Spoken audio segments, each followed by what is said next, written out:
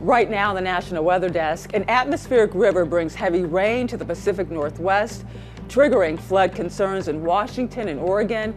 We have you covered from Seattle to Eugene. North Carolina could use some of that rain. A stubborn wildfire is still burning in the drought-stricken region. Concerning news about the world's glaciers and how fast they are melting.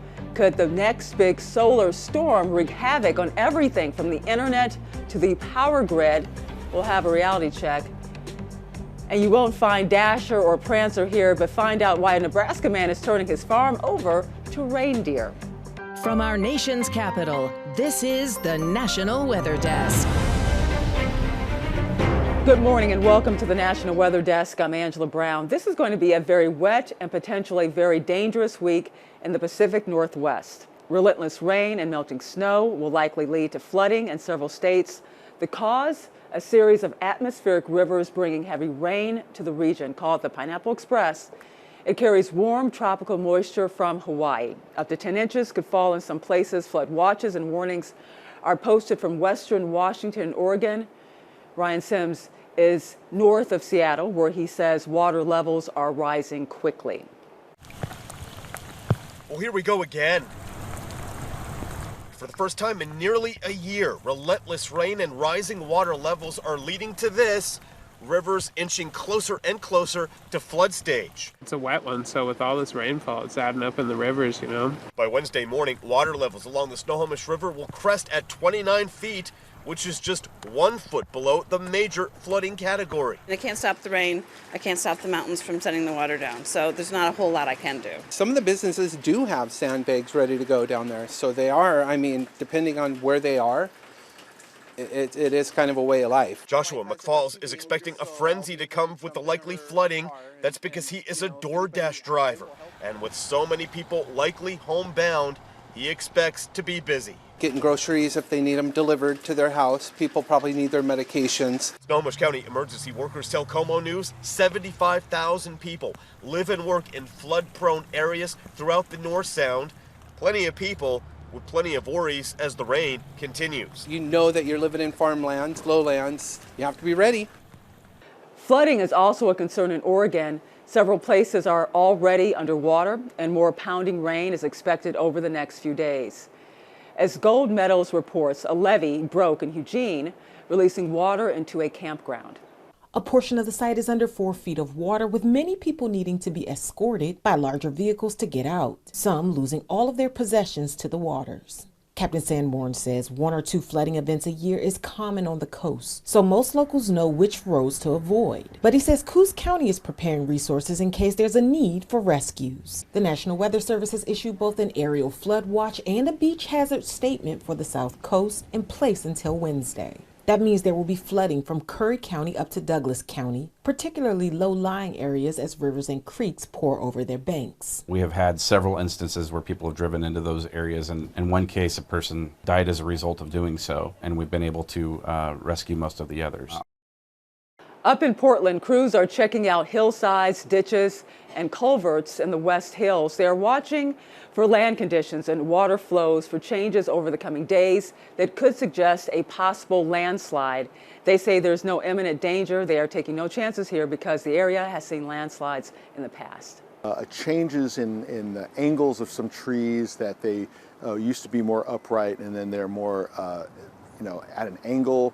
Also, if there's dirty water flowing in a ditch, or especially dirty water, soiled water overtopping a roadway, that could indicate that there's a plugged culvert. Unfortunately, the rain may already be responsible for 1 death. A man was swept away by water in a swollen creek Monday morning. This morning, that man is still missing. Barry Mangold has more.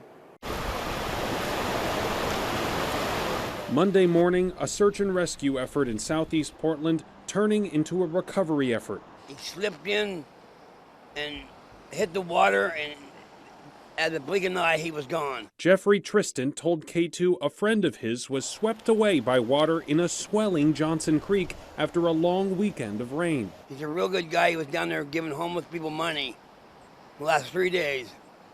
And I don't know how he got so close and went in, but Portland Fire called in several nearby agencies to help search, including rescue boats from Clackamas Fire, which ultimately could not handle everything in the creek. As they were moving, they came across areas what we call strainers, large logs that were across the river that allow water to flow through, but solid objects don't. The water became very turbulent there, and each of those crafts kind of flipped. All the rescuers were able to self-rescue and get out of the water, and everybody was safe. But even those teams that train regularly for incidents like this, you know, it was more than they could handle. The man, now presumed dead. The search is on hold until the water becomes safer for dive teams. Emergency responders hope the sudden and dire situation serves as a reminder to anyone thinking about getting close to fast-moving water. Terribly dangerous. You know, it's unsteady footing, as I said earlier. You know, if you want to check it out, stay away, stay on a paved area near it where you can see it from a distance, and just accept that as good. Flooding also turned deadly in southern India. At least 9 people died in floods triggered by a tropical cyclone. The storm sent waves crashing into coastal communities, leaving homes and roads underwater. Up to 8 inches of rain are expected over the next 24 hours. Firefighters are still working to completely put out the Black Bear Fire in North Carolina. The fire is located near the Tennessee line and has been burning since November.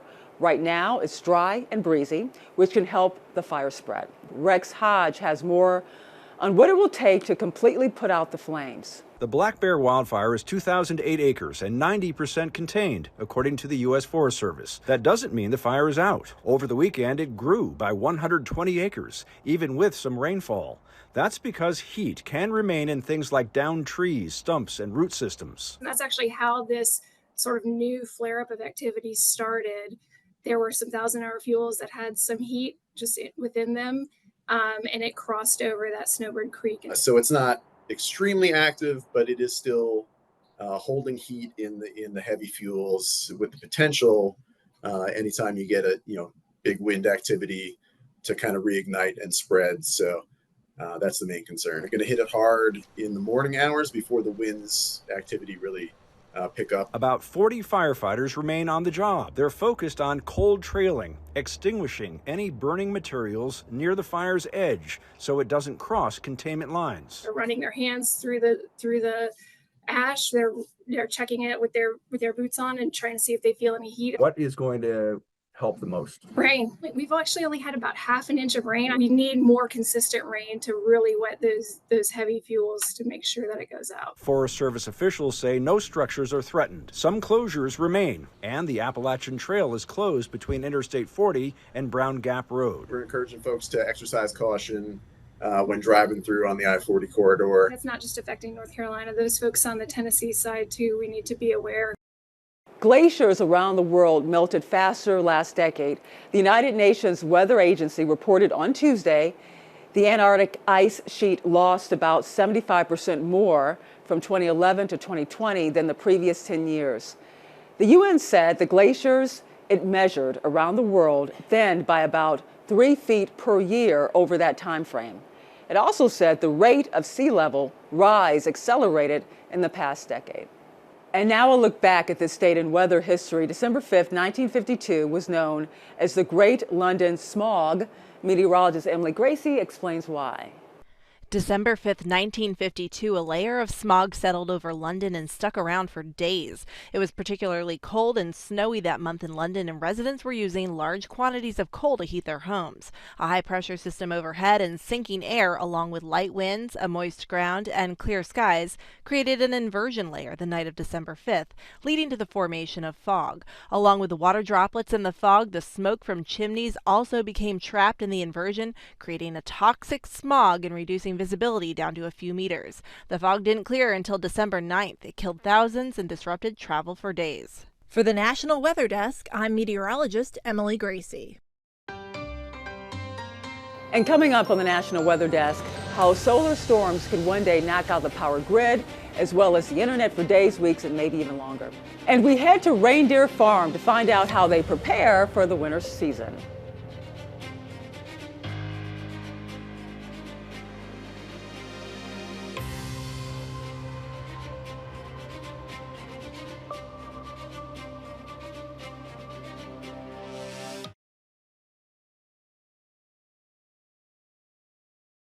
I'm meteorologist Charlie Lopresti with a look at the Northeast. We have a chilly air mass settling into the Northeast in the coming days. Check out the highs today.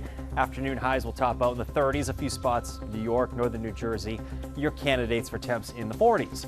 Here we are during the morning hours. Notice any leftover clouds in New England. They are moving out. There will be some more clouds back into New York, but it's sun and clouds today with afternoon temperatures again mostly running in the 30s. Wednesday even looks cooler. Some areas will have a hard time getting out of the 20s. Hey everyone, I'm Wyatt Everhart with a weather update for you, and a cold start on Tuesday morning, no doubt about that, but partly cloudy skies allowing us to warm up into the upper 40s around here. It will get colder as we go into the overnight hours Tuesday into Wednesday morning. That's important because we are tracking our next weather maker, a clear day Tuesday, but clouds increasing Tuesday evening and overnight Tuesday into Wednesday morning. The chance for a few wintry showers coming into Baltimore from that system. We'll be tracking it. I'm meteorologist Vitas Reed. Here's a look at your forecast highs for the day. Raleigh about 60 degrees, Charleston 66, Pensacola 65, Nashville 58. Plenty of sunshine across the southeast as we see high pressure situated over near Birmingham. That's going to bring a northerly flow across parts of Florida, taking those 80s actually in West Palm down into the 70s for the day tomorrow. It looks like we're seeing mainly dry conditions, just a few high thin clouds across parts of Florida. As that cold front continues to push south, we'll see lesser clouds and more sunshine throughout the area.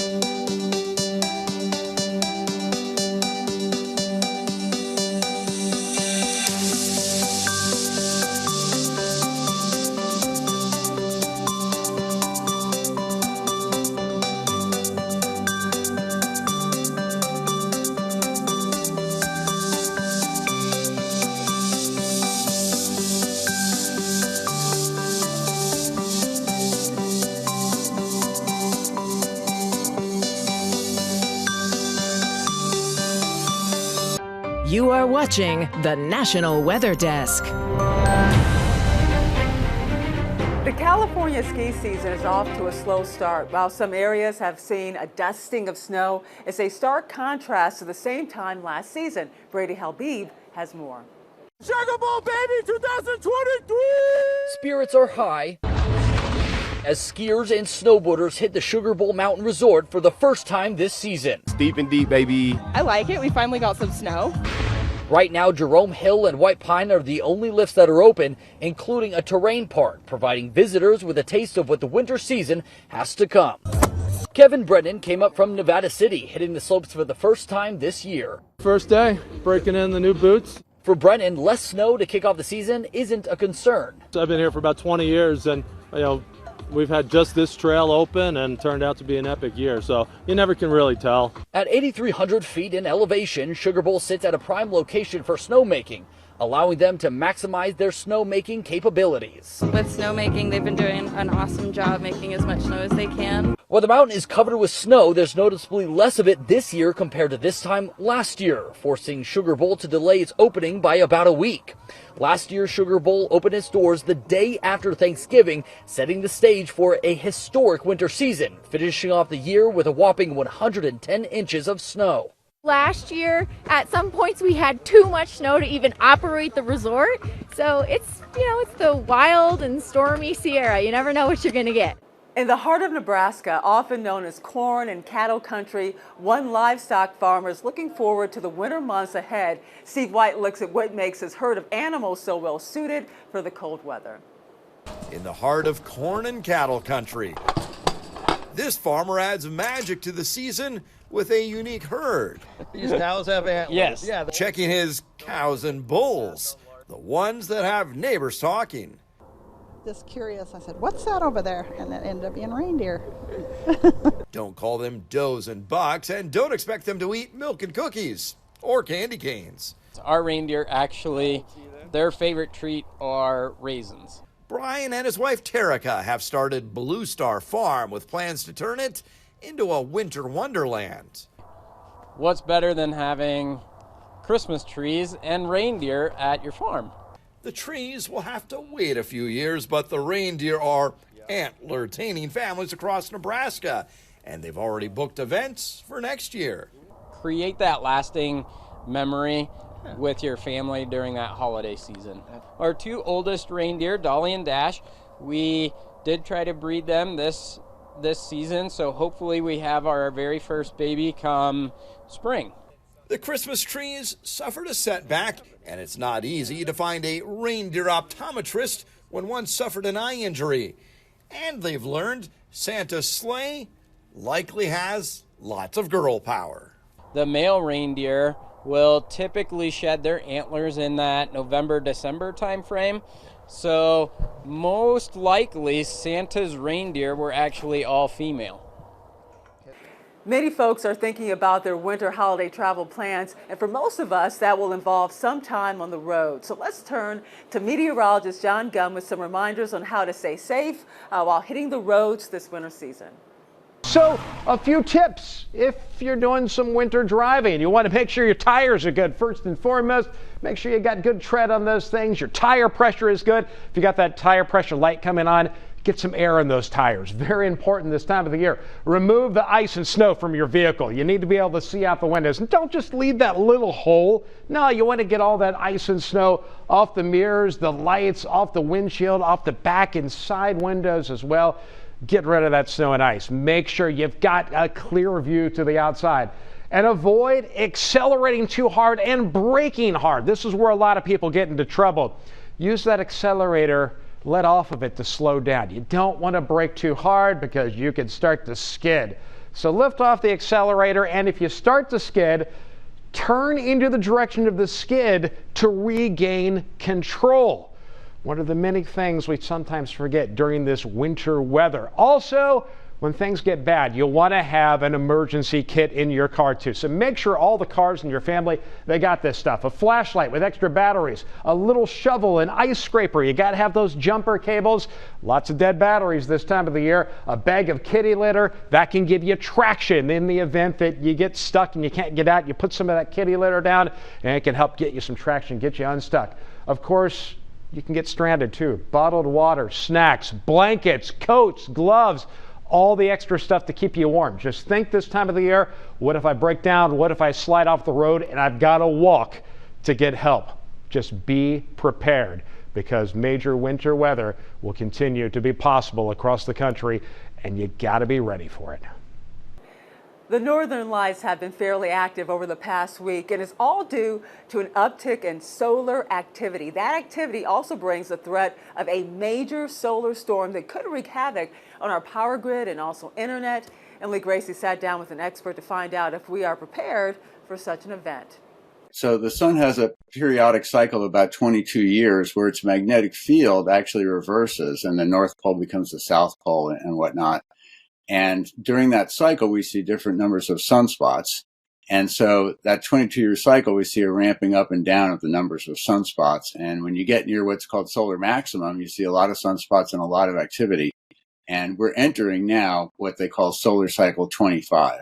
This is the first time we've seen a significant increase in solar activity since we've developed all the infrastructure associated with the internet. And so the thinking is that we're in a particular sweet spot right now. We're ramping up solar activity, could produce a flare that's large enough to actually impact global internet commerce and communication, as well as power grids. So let's say there is this solar flare, we're going to get a direct hit.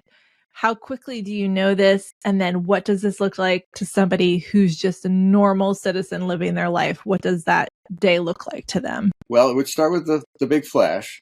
When we see the flash, it occurred 8 minutes ago on the sun. But that still gives us 18 to 36 hours of warning before these slower particles, big, huge, massive cloud of particles reaches Earth. So we have some time. We can react. So it starts with things like putting communication satellites in safe mode. On the ground level, it's all about disconnecting transformers from the grid. You know, the grid itself is going to get zapped. We can't do anything about the high tension wires, but they'll survive. But the thing that won't necessarily survive are transformers or other industrial equipment. So As a homeowner or consumer, you would unplug computers from the internet and AC power. They'll be safe if they're disconnected. The real concern, I think, is people who are at home using life-maintaining medical equipment, let's say. And another vulnerability is just in terms of data transmission. It's not like this plasma is going to sweep over Earth and incinerate people, but there still could be secondary causes of death because of communications failures and power failures. To hear more about the possibility of an internet apocalypse, check out this week's episode of our podcast, Off the Radar.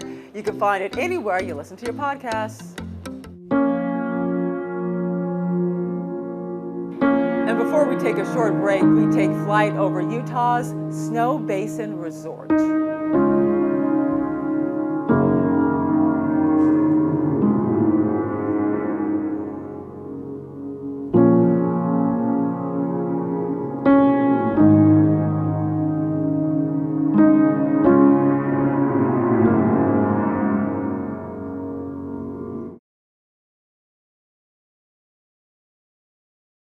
Good Tuesday morning, everyone. I'm meteorologist Andrew Buckmichael taking a look at your weather across the Midwest. A quick clipper raced across the plains overnight, and that's giving us some light rain, snow, wintry mix showers across the lower Great Lakes in the Ohio Valley today. Now, heading into the day tomorrow, things are pretty quiet. A little bit of light lake effect snow possible, but for the most part, pretty dry for most of us on Wednesday. Same for your Thursday. A lot of sunshine coming out, but you can notice our next weather maker that'll be sliding in for Friday and the weekend. Good Tuesday morning to you. Meteorologist Chris Succi. Look at our forecast today across the region. Starting off with a bit of a chilly start. Lots of sunshine through the afternoon. Highs 50s and 60s. Oklahoma and Arkansas, North Texas, 70s, South Texas. As we head into Wednesday's forecast, we'll start off a little cool in the morning. Start to see just a few more clouds, especially across Texas during the course of the day. And just a little bit cooler Wednesday with highs in the 50s and 60s across the region. Well, hi there, everybody, and a good Tuesday morning to you. I'm meteorologist Shannon O'Donnell. Out west, our big trouble spot is the PNW, an atmospheric river, the Pineapple Express variety, pushing into Portland and Seattle, bringing up the snow levels, bringing up the rivers down below as well. Meantime, in the desert Southwest, we're back to 80 in Phoenix, but again, that atmospheric river, the trouble there through Puget Sound in the Willamette Valley, eastern Washington, too, for the days to come. And that's the scene from here.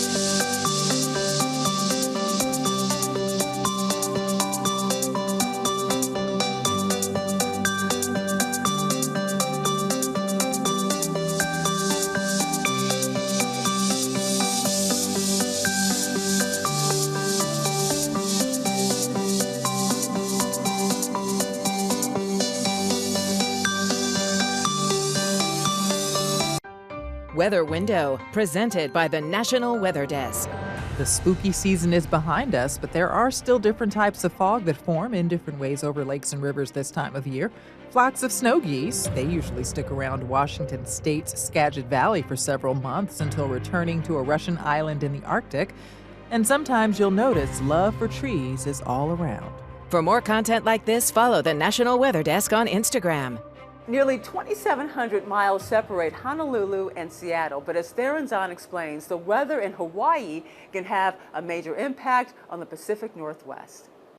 Believe it or not, weather that happens in Hawaii can eventually lead to flooding in the Northwest. Why is that? It's because of something known as an atmospheric river. Take a look at all this moisture flowing out of the tropics, sometimes referred to as a Pineapple Express, stretching all the way into the Northwest, with Washington and Oregon getting hammered with heavy rain and high snow levels. This can lead to a melt-off of snow along with several inches of rain, and all that water has to go somewhere, and it leads to the rivers and streams overflowing, leading to flooding and even some urban flooding. So it is possible that weather streaming from Hawaii can have an impact on the mainland U.S.